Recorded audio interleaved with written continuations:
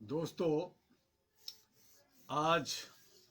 साल 2020 का आखिरी दिन 31 दिसंबर का सलाम। और आज का हमारा कोट्स है, even with a small bank account, the one who is contented might find himself with great wealth। और इसके साथ ही दिल्ली और नॉर्थ इंडिया में कड़ाके की ठंड शुरू हो गई है और कमोबेश भारत के सभी हिस्सों में ठंड बढ़ी है। और ऐसी सूरत में हमारे किसान अन्नदाता अपनी मांगों को लेकर के दिल्ली के सभी बॉर्डर पर मुस्तैदी से आंदोलनरत हैं। कल यानी 30 दिसंबर को भारत सरकार बैठक की, काफ़ी लंबा विज्ञान भवन में बातचीत चली, लेकिन नतीजा ढाक का 3 पात निकला। जो चीज़ें माने या ना माने उससे फर्क नहीं पड़ रहा था। जो विधेयक आया ही नहीं उसे कहती है मान लिया और हम उस पर नहीं करेंगे। लेकिन जो मुख्य मुद्दा 3 विधेयक को वापस लेने का, एमएसपी को वापस करने का या उसको कानून बनाने का जो मुख्य मुद्दा किसानों का है, उस पे जो है सरकार जो है टालम टोल और बगले झाँक रही है। उस पर बात नहीं कर रही है कि कानून जो है वापस नहीं होगा। और इस तरह से हमारे किसान अन्नदाता को परेशान और उसकी शक्ति को तोड़ने के लिए बहुत तरह के हथकंडे अपनाए जा रहे हैं। हम किसान भाइयों से भी आग्रह करते हैं कि वो संयम बरतें, किसी तरह का असामाजिक तत्वों को ना घुसने दें, किसी तरह के राजनीतिक इस आंदोलन को टेक ओवर ना करने दें। और जिस तरह से आप आंदोलन कर रहे हैं, जिस तरह से हमारे किसान भाई जो हमारे स्वयं संगठन और सभी लोग मिल करके सहयोग और सपोर्ट से कर रहे हैं, इसे तेजी लाना होगा और सरकार को बताना होगा कि हिंदुस्तान का, चाहे वो किसान हो, चाहे नौजवान की समस्या हो, चाहे जवानों का हो, चाहे महिलाओं का हो, बच्चों का हो, आप जो है एसी में बैठ करके समय को बर्बाद करके इधर उधर बगले झाँक करके आप भाग नहीं सकते। All India Human Rights Association अहरा और एएनपी हम तमाम साथियों से कि हम किसान भाई अन्नदाता को साथ दें। हालांकि ये साल पुनौती भरा साल रहा। जनवरी से ही दिल्ली में इलेक्शन था, लोग लगे रहे, बहुत सारी समस्याएं आई, लेकिन समझ में नहीं आया, सरकार को समझ में नहीं आया। और सरकार जो है हमारे ट्रम्प जो अमेरिका के राष्ट्रपति थे उनकी स्वागत में लगे रहे और बहुत सारी जो है देखावटी काम होता रहा। और जब मुसीबतों से घिर गए तो अचानक लॉकडाउन किया गया और बहुत सारे हमारे किसान, बहुत सारे जो हमारे मजदूर, हमारे जो काम करने वाले लोग थे, कामकाजी थे, मध्यम वर्ग थे, वो अचानक जो है मुसीबतों में घिर गए, लगातार मुसीबत झेल रहे हैं। और उस हालत में अहरा All India Human Rights Association ने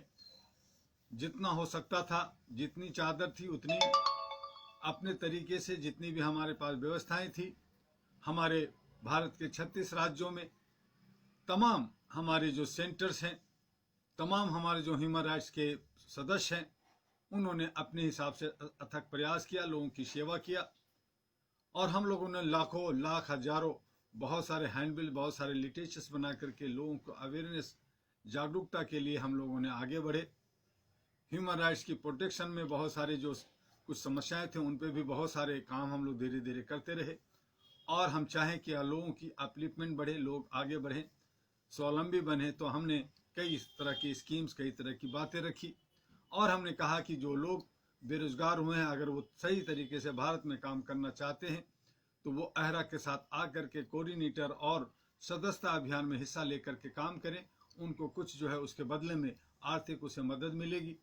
कुछ लोग आए, कुछ लोग नहीं आए, कुछ लोग जो है डरे सहमे जो भी उनके पास बचत है उसी को खत्म करने में लगे हुए हैं।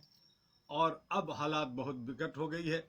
जगह जगह लूट खसोट चोरी डकैती भी शुरू हो गया है, एक दूसरे को मारना और एक दूसरे को छीना झपट का काम भी शुरू हो गया है। तो ऐसी हालत में सरकार को जो है एक कारगर काम करना होगा जो सर्वहारा के लिए सभी को मदद मिले, सबका काम हो और हम सभी भारतवासी जो है एक बाकी जो 203 कंट्री हैं, 202 कंट्री हैं विश्व के अंदर, जिसमें यूनाइटेड नेशन का एक 196 कंट्री जो है मेंबर्स है और अहरा जो है उसके साथ जुड़ा हुआ है। और हम लोग जो है एक हम लोगों ने जो save life of the earth पे पृथ्वी के ऊपर जो जितने भी मानव हैं उनकी जो है बचत होनी चाहिए, उनकी जो है जिंदगी बचे, स्वच्छता हो, सफाई हो, बीमारी से दूर रहें। और सिर्फ मानवता की नहीं बात की, बल्कि हमने कहा कि चाहे वो जलचर हों, चाहे नभचर हों, चाहे जंगल में रहते हों, उन तमाम जो जीव जंतु हैं उनका जो अधिकार है, उनको जो जीने का हक है, उनको मिलना चाहिए। बेवजह किसी का हम उत्पीड़ित करते हैं, शोषित करते हैं, वो नहीं होना चाहिए। तो इस पर हम लोगों ने लगातार साल में हमने काम किया और हमने एक जो है ह्यूमन राइट्स पे एक बुकलेट जो 20 पेज का है कि अहरा क्या है, अहरा किस तरह से काम करती है, अहरा कहाँ से रजिस्टर्ड है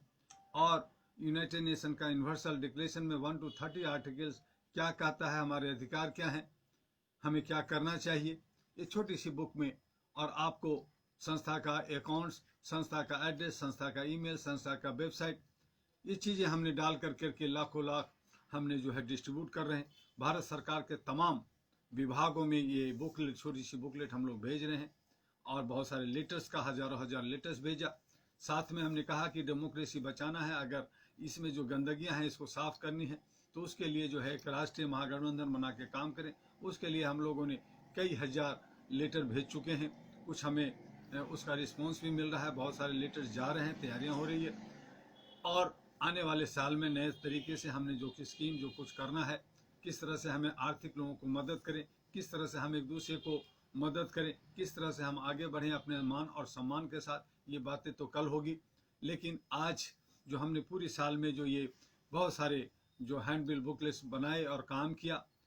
आंदोलन, धरना, प्रदर्शन, इसके लिए तो इजाज़त नहीं थी क्योंकि आप जो है 20 से ज़्यादा कहीं भी भीड़ नहीं लगा सकते थे। हम लोग कार्यक्रम 10 दिसंबर का करना चाहते थे, लेकिन उसको भी हम लोगों ने विजुअल ऑफिस के अंदर ही प्रोग्राम किया, लोगों से हमने संपर्क रखा और हमने अपने तमाम सदस्यों और सेंटर्स को कहा कि आप अपने अपने तरीके से अपनी अपनी जगह में अपने अपने जो है जो सक्षमता है, जो आपकी चादर है, उसके हिसाब से आप काम कीजिए। लोगों ने बहुत अच्छे से, बहुत खूबसूरती से काम किया, लेकिन देखने में आया कि बहुत सारे तथाकथित मानवाधिकार के गलत सलत कहाँ से कैसे कैसे पेपरों में, कागजों में उलट फेर कर करके, चूँकि आजकल गूगल्स में है, प्लेज में बहुत सारे डॉक्यूमेंट बन जाते हैं, बना लेते हैं लोग, तो ऐसे बहुत सारी चीज़ें कर करके लोगों को दिग्भ्रमित कर करके जो सही रास्ते पे सही तरीके से जो काम करने वाले मानवाधिकार के, उनको भी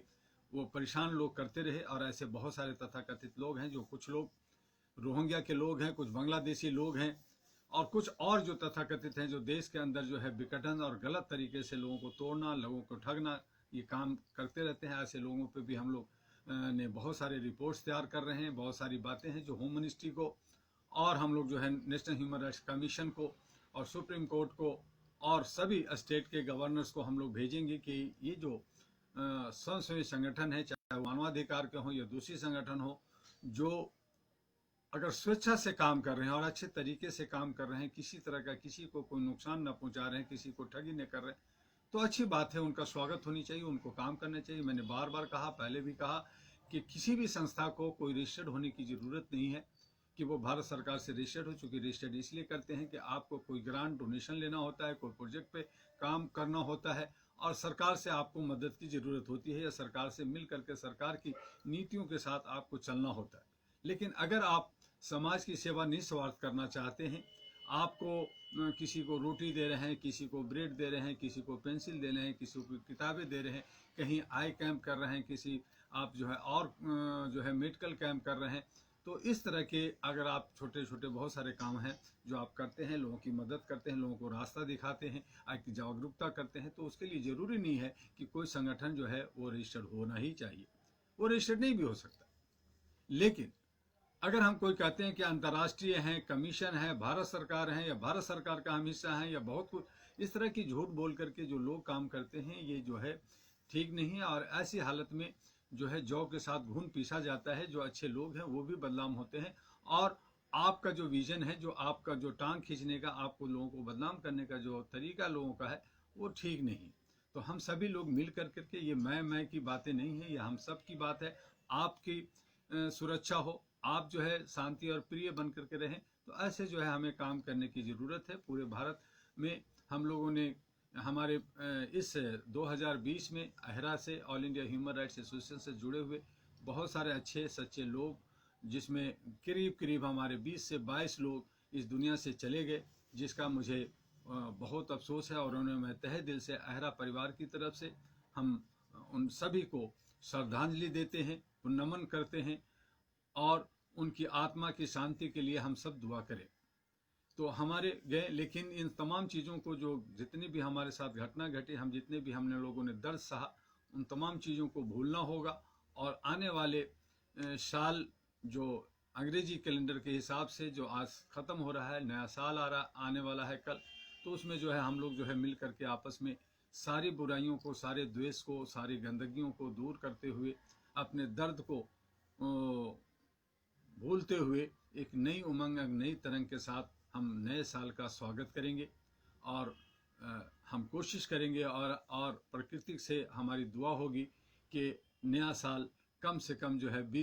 2020 का रिपीटेशन या उसका पुनरावृत्ति न हो, और नया साल में हम लोग जो है नई उमंग के साथ अपना जो रोज़गार करते हैं रोज़गार करें, पढ़ाई करते हैं। जहाँ पे एजुकेशन की बर्बादी बहुत हुई है, वहाँ पे बच्चों को अच्छा एजुकेशन मिले। जो शिक्षक हैं, जो इसको मैनेजमेंट करने वाले लोग हैं, उनको जो 2020 में जो सफ़र किए उनको थोड़ी राहत दें, या उनको थोड़ी सी जो है सवाल कुछ इतना हार्ड या इतना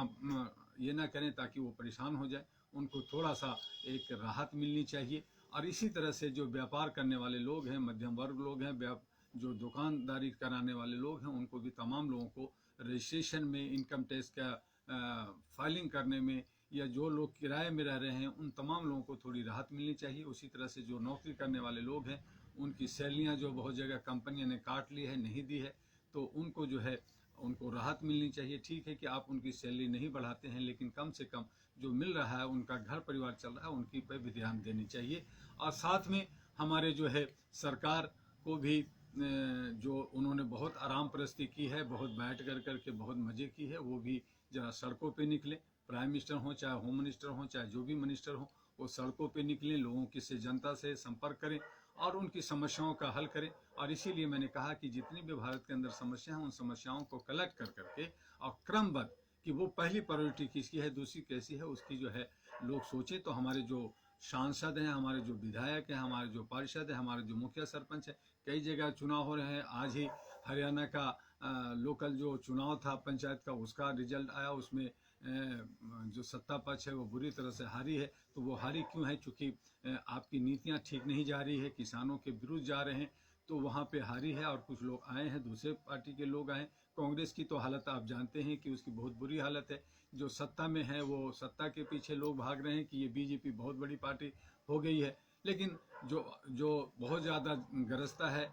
वो ज़्यादा बरसता नहीं है। आप जानते हैं बादल खूब फैलती है, लेकिन ज़रूरी नहीं है कि सभी बादलों में पानी हो, बारिश हो। तो ये गरज रही है बहुत। आज जो है शिखर पे है बीजेपी, लेकिन कल इसकी भी स्थिति खराब होगी और नीचे आएगी। और इसी तरह से जैसे कांग्रेस की स्थिति बहुत अच्छी थी भारत में, कि कोई कांग्रेस को पीछे नहीं कर सकता, कोई कांग्रेस को हरा नहीं सकता, तो आज वो जो है वो हाशिए पे पहुंच गया है। तो कल ये जो अपने को जो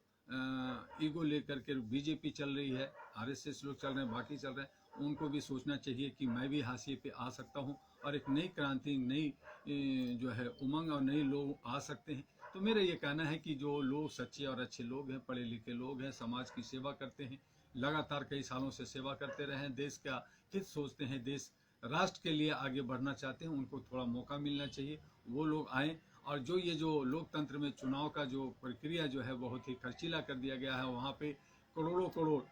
जो पानी की तरह बहाया जाता है, आज बिना पैसे का जो है कोई इलेक्शन नहीं लड़ सकता। तो वो चीज़ें जो है वो नॉर्मल होना चाहिए, उसको ये एक राहत मिलनी चाहिए। तो जो अच्छे सच्चे लोग हैं, जिनके पास पैसा नहीं है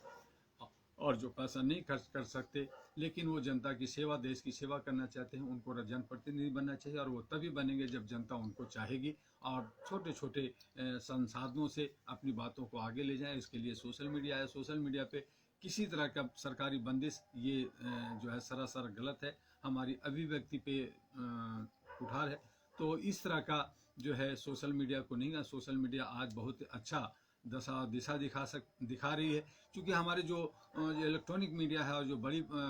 जो मीडिया हाउस है, वो सभी के सभी सरकार के पट्टू या सरकार के हाथ में चली गई है, या यूँ कहें कि कॉरपोरेट हाउस ने उसको खरीद लिया है और वो उस पर व्यवसाय बिजनेस कर रहे हैं, उन्होंने एक इंडस्ट्री बना दिया है। तो ये जो हमारी सेवा की जो भावना है, जो सोशल मीडिया जो अभी सेवा के लिए काम कर रही है, जो समाजसेवी संगठन है, एनजीओ, जो सिविल सोसाइटी है, उनको सबको मिल करके के देश हित में आगे बढ़ना चाहिए। आज बस इतना ही कि हम सब लोग आगे बढ़ें। और